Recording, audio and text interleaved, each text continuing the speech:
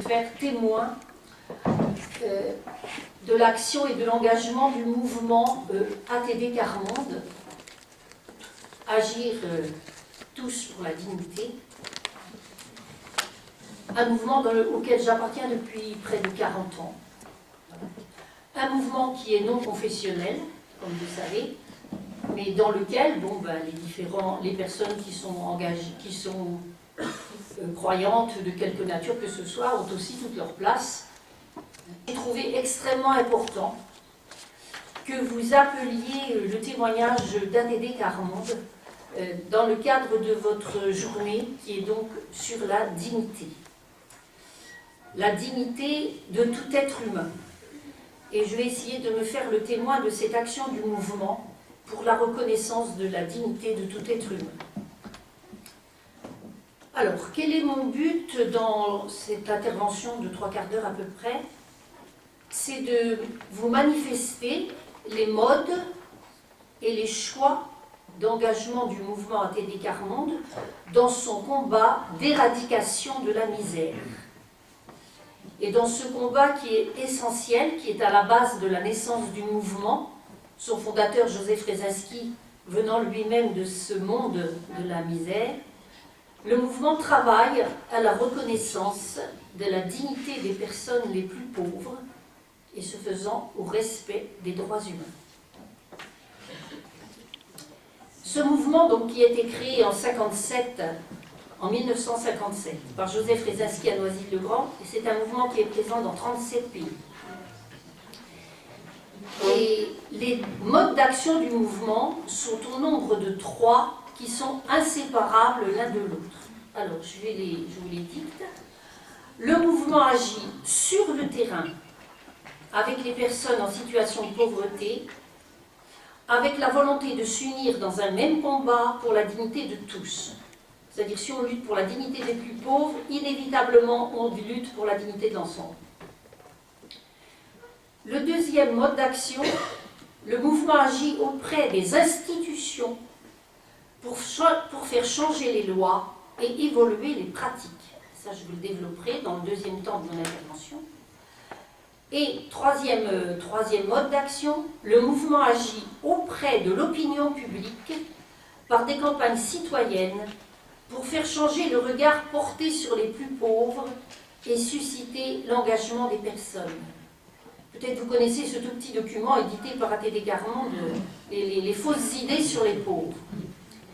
Et cette action auprès de l'opinion publique prend une forme très particulière chaque année dans le cadre de la Journée internationale du refus de la misère qui a lieu le 17 octobre. Alors voilà donc 3 modes d'action sur le terrain, auprès des institutions, auprès de l'opinion publique. Mais au préalable, je voudrais préciser quelque chose qui étonne souvent les personnes. Est-ce que vous savez quels sont les membres actifs du mouvement ATD Quart-Monde? Il y a les militants, les alliés et les volontaires. Alors, les militants, c'est pas ce que nous, dans un mouvement d'action catholique ou dans un syndicat, nous appelons les militants. Les militants Quart-Monde, ce sont toutes les personnes qui, connaissant la misère, sont les premières à la combattre. Et en devenant militantes, elles s'engagent pour changer la vie de toutes celles et ceux qui connaissent les mêmes souffrances. Moi qui fais partie du mouvement depuis 40 ans, je n'entre pas dans ce qu'on appelle militant. Dans mon syndicat, j'ai été militante. Mais là, je ne suis pas. Je ne porte pas ce nom-là.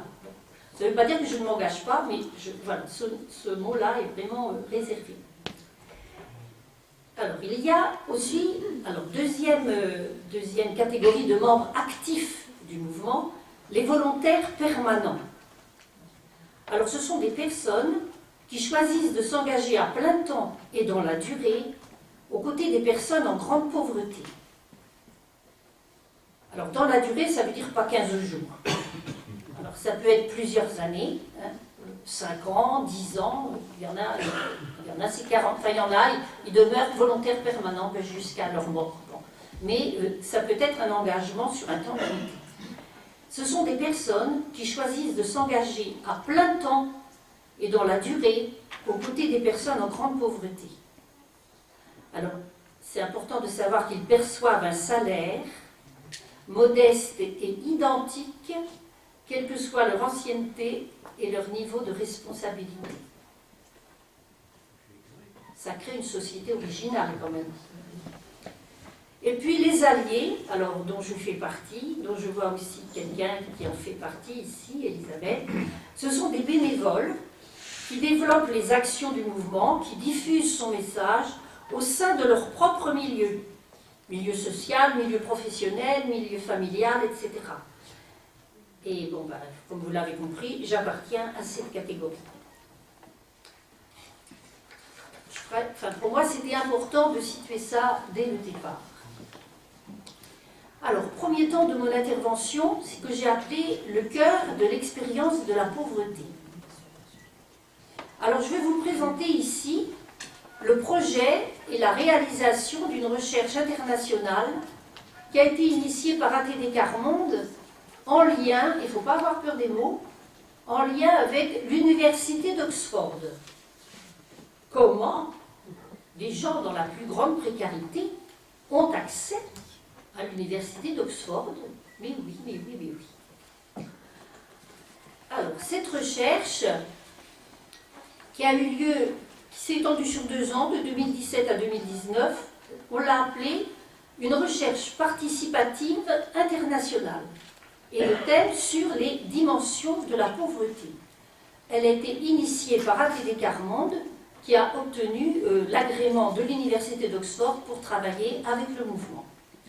Et la question c'était, qu'est-ce qui constitue l'expérience de la pauvreté? Et cette recherche, elle a été faite d'une manière particulière, qui correspond à une pédagogie du mouvement qui s'appelle le croisement des savoirs. Alors, dans le cadre de cette recherche, le croisement des savoirs, c'était le savoir des personnes qui ont l'expérience de la pauvreté, c'est le savoir du vécu, le savoir de professionnels qui agissent dans le domaine du social, c'est le savoir d'action, et puis les chercheurs qui travaillent dans le cadre universitaire dans des disciplines différentes, mais qui toutes s'intéressent à la question de la pauvreté, et c'est le savoir académique. Donc dans le cadre de cette recherche participative, il y a eu un croisement de ces 3 savoirs. Le savoir du vécu, le savoir professionnel, le savoir académique. Et cette recherche qui s'est déroulée sur 2 ans a été préparée dans différents pays où le mouvement est implanté. Là, en France, il y a eu une équipe de 12 co-chercheurs. Il y avait donc 4 personnes qui avaient l'expérience de la pauvreté, 4 professionnels et 4 chercheurs au titre universitaire. Donc voilà une égalité du nombre. Et ce croisement des savoirs a une pédagogie particulière. Vous comprenez bien que si on met tout de suite en face, dans la même pièce, des personnes ayant le vécu quotidien de la pauvreté et des universitaires ou des gens qui travaillent dans le social, ben, il y a au moins le tiers de ceux qui sont là qui va se taire. Et puis qui va dire « je ne comprends rien, donc j'arrive ». Et puis qu'est-ce que c'est que ça là? C'est les gens qui travaillent dans le social, qui me méprisent, qui ne croient pas en moi, etc. etc. Donc dans ce genre de travail, il faut donc passer un temps très important par groupe de pairs, PAIR. Les gens qui ont vécu de la pauvreté, les travailleurs professionnels et puis les universitaires. Alors, les personnes qui viennent de l'univers de la pauvreté, elles sont accompagnées dans leur travail par un volontaire permanent, qui a l'habitude d'être à leur côté et qui donc aide à leur expression, au dialogue entre elles, etc. et les prépare à ce moment où ils vont être avec les autres. La règle première, c'est de s'écouter d'abord, sans entrer dans le débat. Et ça, c'est une véritable ascèse. Et puis ensuite, parce qu'on s'est écouté, on va poser des questions pour dire « mais quand tu dis ça, je ne comprends pas ce que tu veux dire ». Et on va petit à petit se familiariser avec le langage de l'autre. Et on va aussi apprendre à réexprimer sa pensée, parce que l'autre, il va aussi nous dire « mais quand tu dis ça, toi, je ne comprends rien non plus ». Alors, il y a donc plusieurs va-et-vient entre le travail en groupe de pair et le travail en grand groupe. Et à chaque fois que cette expérience a lieu, à chaque fois, il se passe ce temps de, comment dire, alors comme je suis dans le milieu ici, je vais dire de conversion, où il y a vraiment les gens sont retournés parce qu'ils expérimentent que une réalité qui leur était complètement étrangère, tout d'un coup prend sens à leurs yeux. Et surtout, prend sens parce que les mots des personnes en situation de pauvreté, tout d'un coup, prennent sens pour l'universitaire, par exemple, et viennent le toucher dans sa propre recherche, et agrandir le regard qu'il porte sur sa propre recherche. Et puis, l'universitaire, tout d'un coup, il se fait agresser, entre guillemets. De toute façon, vous, quand vous parlez, je ne comprends rien à ce que vous dites, c'est un vrai jargon, c'est pas pour moi. Stop, stop, stop. Et, ah oui, donc, et petit à petit, l'universitaire, il apprend lui aussi à dire les choses de façon simple et tout aussi intelligente. C'est pas parce qu'une question est compliquée qu'il faut en parler d'une manière complètement incompréhensible à l'ensemble des mortels. Donc vous voyez, c'est quelque chose d'assez extraordinaire, enfin j'en parle peut-être avec passion, mais parce que c'est vraiment quelque chose que moi j'ai découvert et qui est absolument unique. De participer tout d'un coup à l'accès, quel que soit le milieu, à l'accès à une autre expression qui me rencontre dans ma propre expression à moi. Ça aboutit à cette chose, comprendre les dimensions de la pauvreté en croisant les savoirs. C'est-à-dire que, alors l'important c'est ce qui est au cœur, vous voyez. Parce que souvent on pense, bon, être pauvre, ben, oui, bon, enfin bon, c'est pas avoir assez d'argent, c'est avoir pas un bon logement, c'est pas pouvoir se soigner comme on veut, c'est enfin, etc., etc. Et en écoutant les personnes issues du monde de la pauvreté, quel que soit le lieu d'où ils venaient dans le monde, soit des États-Unis ou de la Bolivie, il a été souligné que le creux pour eux, le cœur de leur vécu de pauvreté, c'est la dépossession du pouvoir d'agir. C'est une souffrance dans toutes les dimensions de leur personne, dans leur corps, dans leur esprit et dans leur cœur.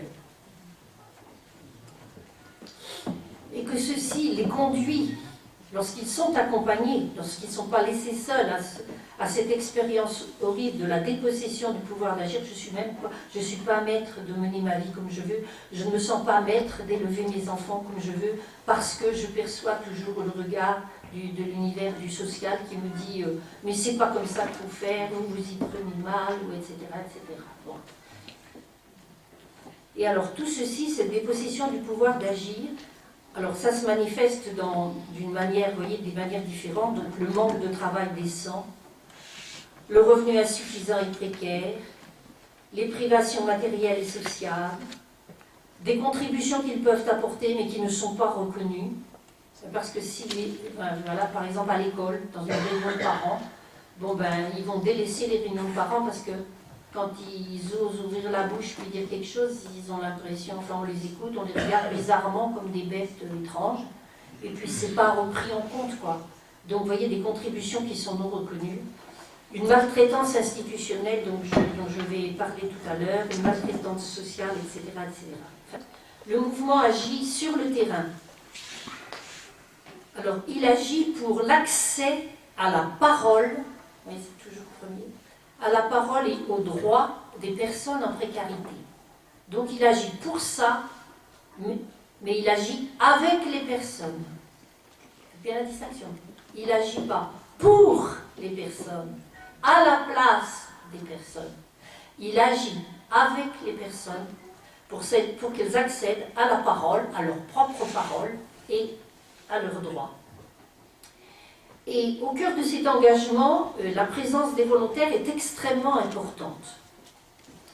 Quels que soient les lieux ou les pays où les volontaires sont envoyés, ils cherchent un lieu d'habitation dans les quartiers où se trouvent de manière très localisée les personnes en grande pauvreté.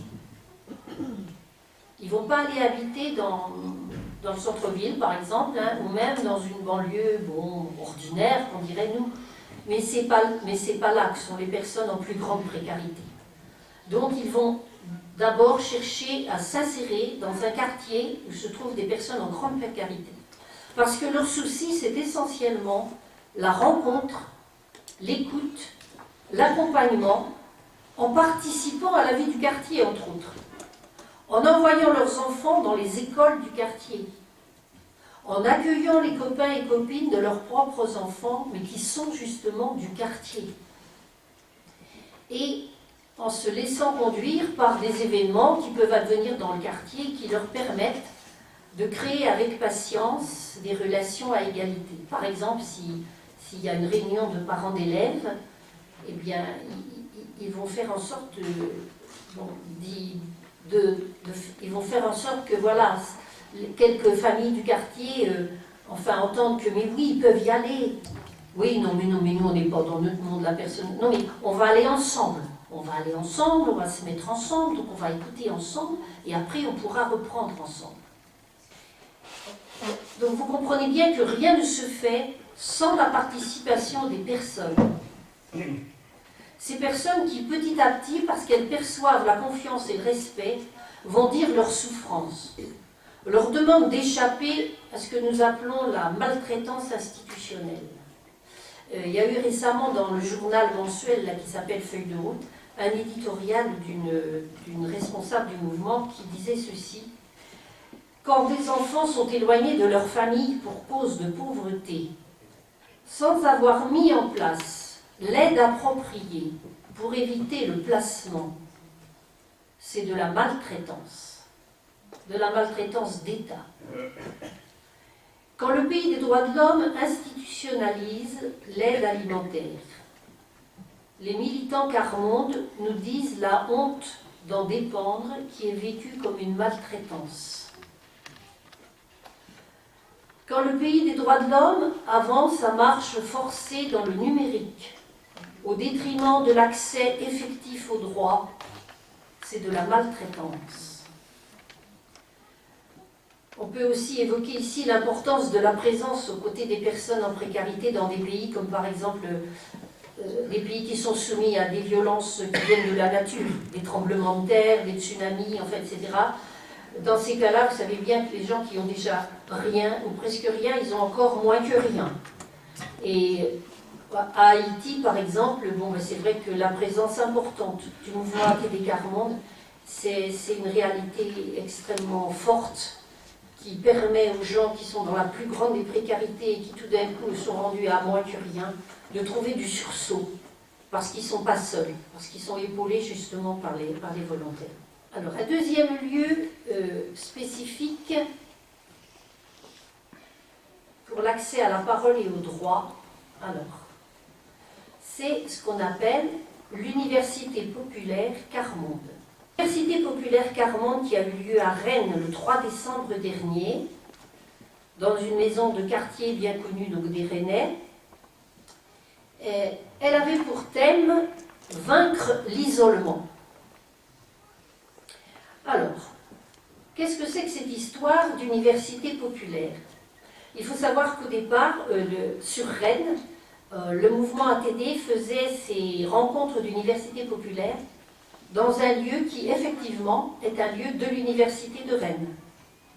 Vous voyez symboliquement ce que ça veut dire. Oui, vous, qui vous percevez comme moins que rien, mais pas du tout.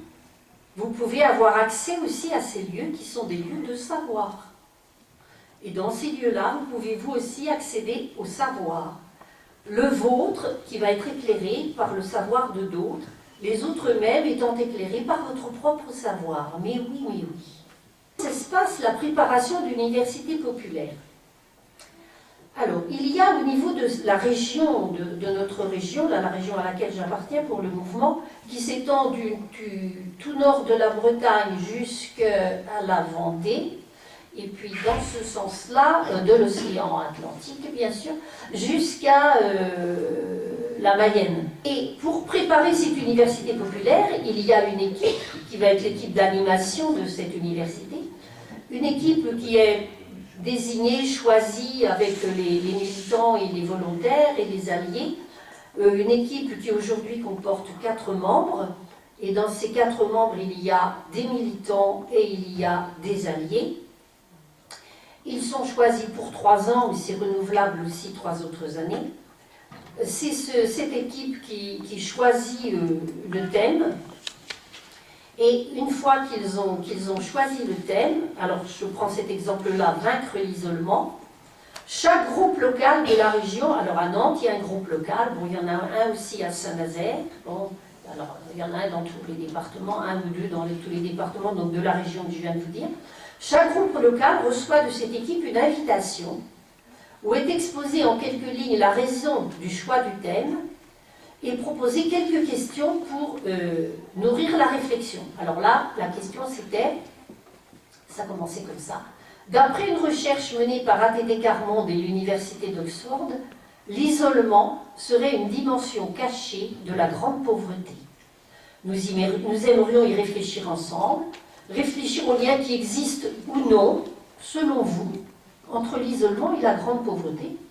Il y a vraiment un lien entre l'isolement et la grande pauvreté. Et à ce qui pourrait être fait pour construire une société fraternelle où personne ne serait isolé. Donc vous voyez, le but de la raison pour laquelle le thème est apparu et le but de la rencontre à l'Université populaire est expliqué. Et pour la préparation, il est proposé 2 questions. Alors la première c'était être isolé, pour vous, ça veut dire quoi? Appuyez-vous sur votre expérience personnelle pour répondre à la question. Reformulez, vous arrive-t-il de vous sentir seul? Est-ce que vous connaissez autour de vous des gens qui sont isolés? Et deuxième élément de la réflexion, qu'est-ce que l'on peut faire pour mettre fin à l'isolement? N'hésitez pas à poser ces questions autour de vous, à votre famille, vos amis, vos voisins, aux personnes que vous connaissez. Demandez-leur ce qu'ils en pensent. Leurs réflexions nous sont précieuses. Et n'hésitez pas à les inviter à la rencontre du 3 décembre. Parce que le premier principe, c'est qu'on ne vient pas à l'université populaire si on n'a pas participé au temps de préparation. Deuxième élément, on peut participer au temps de préparation et ne pas pouvoir venir à l'université populaire. Mais l'important, c'est qu'on ait participé au temps de préparation parce que toutes les paroles recueillies dans le temps de préparation vont être apportées à l'université populaire. Deuxième élément, dans le cadre de cette préparation, qui est un temps extrêmement important, aussi important que le temps à l'université populaire, il y a donc quelqu'un dans le groupe qui anime la rencontre. C'est important parce qu'il faut que la parole soit donnée à chacun et chacune. Il faut repérer là où les personnes qui n'osent pas parler et puis pas leur imposer de parler bien sûr, mais bon, faciliter des choses. Bon.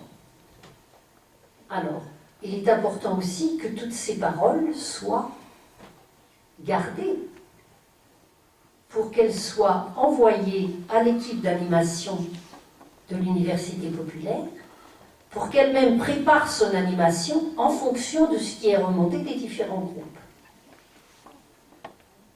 Et prendre des notes, dans ce cadre-là, c'est pas tout à fait comme prendre des notes ailleurs. Parce que, comment dire, le compte-rendu ne doit surtout pas être une synthèse. Il s'agit de faire remonter autant que possible les mots même employés par les gens. Et donc, si on est une dizaine de personnes à vouloir préparer, c'est important qu'il y ait 2 personnes qui prennent des notes, c'est-à-dire qui prennent les mots qui sont dits. De telle sorte que, quand on se retrouve pour le temps de rencontre de l'université populaire, les personnes entendent de temps en temps leurs propres mots qui apparaissent. Et ça ne fait pas écho de la même manière. Le temps de rencontre à l'université populaire. Ce temps, il est animé, évidemment, par les personnes qui ont rédigé l'invitation. Et ce sont elles, parce qu'elles ont reçu 10 jours à l'avance le retour du travail des équipes de préparation, ce sont elles qui, à partir de là, ont ordonné le développement de cette université populaire. Et elles ont, comme elles connaissent, enfin à peu près quand même les personnes des différents groupes locaux qui ont animé cette préparation, et que quand on se retrouve à l'université populaire, on fait un petit peu corps, tous ensemble, donc le groupe de Nantes, oh là là, il se retrouve là, et puis le groupe d'ailleurs. Donc quelque part, c'est plus facile d'animer cette université populaire. Et puis, à l'université populaire, il y a toujours la parole de quelqu'un qui a été invité. Et qui a été invité à cause de sa connaissance du sujet.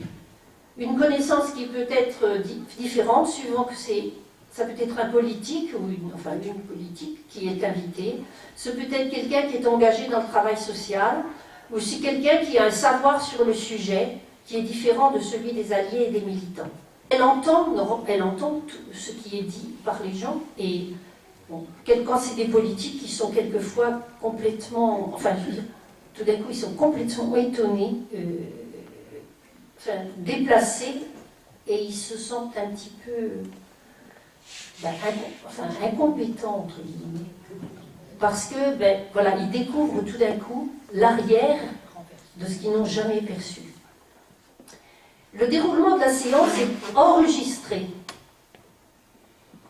Et l'équipe d'animation, vous voyez, c'est toujours pour la même raison, pour avoir les mots même des gens.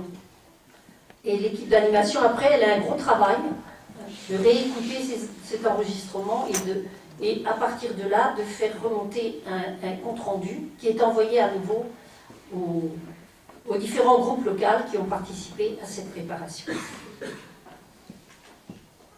Dans ce lieu-là, vous avez une réelle pédagogie de l'écoute à toutes les étapes du déroulement, avant, pendant, après. Ces lieux de l'université populaire cherchent à faire émerger la parole et la pensée des plus pauvres. Ils ne sont pas de simples outils de formation ou d'information, mais ils donnent forme à une intuition qui souligne le lien étroit entre savoir et libération. Ça, c'est la citation d'un jeune théologien qui fait son travail sur... Ça s'appelle « Révéler au tout petit », ça vous fait écho à une parole de l'Évangile. Et le sous-titre, c'est « Une théologie à l'écoute des plus pauvres ». Et si j'associe ce que j'ai développé là, au début, concernant la démarche participative internationale, qui a abouti à une meilleure compréhension des dimensions de la pauvreté, parce que manifeste l'existence des universités populaires, vous percevez bien que quand ces deux-là s'opère une transformation radicale, c'est-à-dire que les personnes militantes, engagées, grâce à ce travail avec, ne se comprennent pas d'abord maintenant comme en situation de manque. Elles ne sont pas celles à qui il manque du savoir, il manque du travail, il manque de l'argent, il manque, etc., etc. Mais elles s'expérimentent tout d'un coup en position d'acteurs, elles perçoivent qu'elles deviennent aptes à participer à la construction de quelque chose en commun, où ce qui vient d'elles est tout aussi important de ce qui vient de l'universitaire ou du politique ou du travailleur social. Autrement dit, l'université populaire, et c'est là le lien avec le thème de votre journée de réflexion, c'est un lieu de rassemblement de ceux qui vivent la grande pauvreté dans le but de bâtir une histoire ensemble qui est basée sur la fierté. C'est aussi un lieu de pensée et de parole. On n'est pas dans le bavardage, mais dans la construction d'une pensée qui naît et qui se construit au cœur d'une réflexion basée sur l'expérience des personnes qui vivent la pauvreté. Et dans l'université populaire se joue un dialogue entre citoyens de tous milieux sociaux qui se construit et qui s'expérimente dans les différents moments de cette université populaire, avant, pendant, après. Cette université est donc un lieu de citoyenneté. Elle est un lieu de formation à l'engagement, dans le sens où elle donne l'envie et les forces pour que chacun, militant, allié, volontaire, aille à la rencontre des autres et défende au quotidien les personnes en situation de pauvreté. Comment le mouvement agit pour mobiliser la société sur les droits de tous. Alors là, ça se situe au niveau de la participation à des organismes, comme par exemple le Conseil économique, social et environnemental. L'actuelle présidente du mouvement, Marie-Alette Grave, elle a été membre de la délégation nationale du mouvement au sein de cette institution et à ce titre, elle a été rapporteure de 2 dossiers, une école de la réussite pour tous et un autre dossier sur un revenu minimum national garanti. Bon, je vais revenir là-dessus quand je vais parler de la fécondité de ces participations. Un autre lieu de participation, c'est le Conseil national des politiques de lutte contre la pauvreté et l'exclusion. Bon, il est moins connu, donc je vais en dire quelques mots. C'est un conseil qui est rattaché au Premier ministre pour assister le gouvernement sur toutes les questions de portée générale qui concernent la lutte contre la pauvreté et l'exclusion sociale. Alors, ce conseil, il a la singularité de faire participer à l'élaboration de ses avis des personnes directement concernées par ces politiques. Au sein de ce qu'il appelle le 5e collège, qui est composé exclusivement de personnes en situation de pauvreté et de précarité. Dans ce 5e collège, est passé de 8 à 32 membres, c'est-à-dire qu'il représente la moitié des sièges de ce Conseil national. Et dans ces 8 et 32 membres, il y a 2 militants d'ATD Quart Monde. Et vous voyez, donc c'est important qu'ATD Quart Monde accompagne ces militants pour qu'ils soient à l'aise pour participer à l'expression de la recherche, qu'ils soient à l'aise dans la prise de parole, dans la prise de notes, dans la prise de responsabilité pour que petit à petit, ils perçoivent que le « je », c'est eux qui interviennent, ça devienne un « nous », le « nous » des militants d'ATD Quart Monde. Quelle est la fécondité de ces participations? La fécondité, c'est tout simplement des lois qui voudraient favoriser la mise en œuvre concrète des droits fondamentaux qui sont régulièrement bafoués. Par exemple, vous connaissez tous le RMI, qui est devenu le RSA. Eh bien ça, c'est à l'origine d'une proposition du Conseil économique, social et environnemental, mais dans le cadre de ce Conseil, c'est issu de la proposition des gens appartenant au mouvement ATD Quart Monde. Et il ne faut pas oublier que ce soit le RMI, que ce soit le RSA, il y avait un volet d'accompagnement des personnes. Voilà.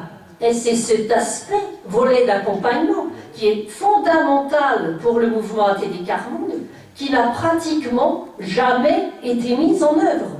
Donc l'intérêt pour le mouvement d'être dans ces institutions. Donc le RMI et le RSA. Il y a eu aussi la CMU, la couverture maladie universelle. C'est quand même important, pour permettre aux plus défavorisés d'avoir accès aux soins. Il y a eu plus récemment les lois DALO, droit au logement opposable, qui permet de conduire en justice l'État ou ses représentants aux divers échelons de la politique territoriale lorsque ces instances n'assurent pas un logement convenable à tout demandeur contraint à vivre dehors ou dans sa voiture, et qui n'appliquent pas aussi, par exemple, le droit de réquisition de tout logement laissé libre, laissé vide et donc devenant vacant. C'est un droit légal de réquisitionner ces logements-là. Par rapport à ces droits, le mouvement exerce son devoir de vigilance. Par exemple, par rapport à cette histoire-là du RSA, qu'on veut lier maintenant, voilà, si vous voulez avoir le RSA, il faut quand même que vous travailliez un petit peu, une dizaine d'heures, mais gratuitement bien sûr. Ok. Bon, alors, il y a des différents départements qui sont des lieux d'expérimentation pour l'instant. Et la Loire-Atlantique en fait partie. Bon, ce qui fait que le groupe local nantais ATD Carmonde a écrit une lettre au président départemental pour lui rappeler un certain nombre de choses. Parce que le mouvement lui-même, dans une communication officielle, avait souligné comment cette décision, c'était à nouveau un mépris absolu des personnes dans la situation de chômage.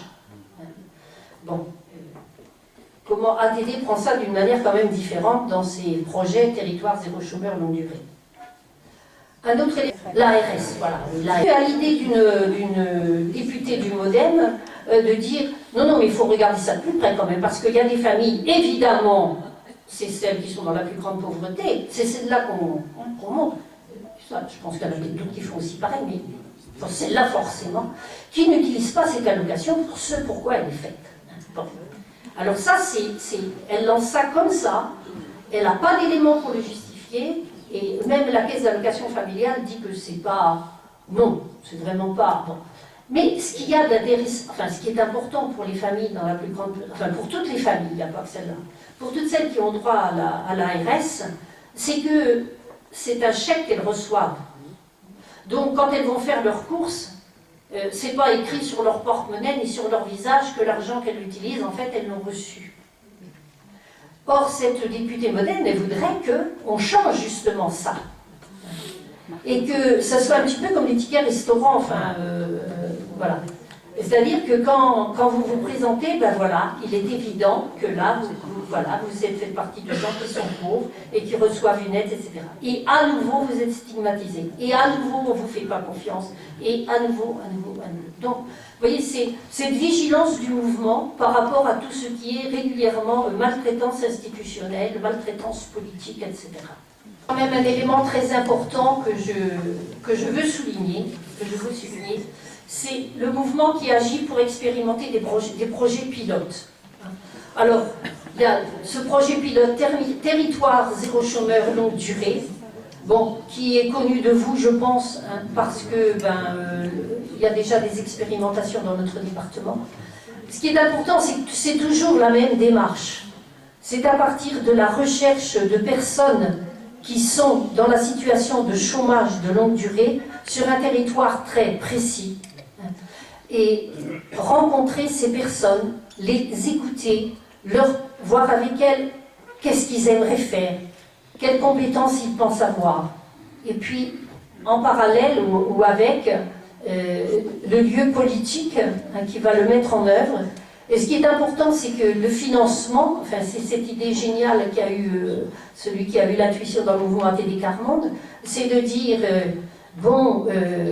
à l'État, ça coûte, entre guillemets, un pognon de dingue, ce qu'on fait pour les chômeurs. Alors, ce gars-là, il dit, écoutez, on fait un jeu d'écriture, on voit le prix que ça coûte, hein, pour telle personne, et on fait un pot commun, et cet argent-là, au lieu de le lui donner, eh bien, il va faire en sorte de rémunérer un vrai travail de ces personnes. Un autre projet, c'est ce qu'on appelle les entreprises qui s'appellent Travailler autrement ensemble, qui sont des entreprises où vous avez sur un même plan d'égalité des militants et puis des employés qui ont une compétence professionnelle, qui ont fait des études, qui sont peut-être ingénieurs, etc., qui sont à la même enseigne dans cette entreprise, qui ont les mêmes salaires, etc.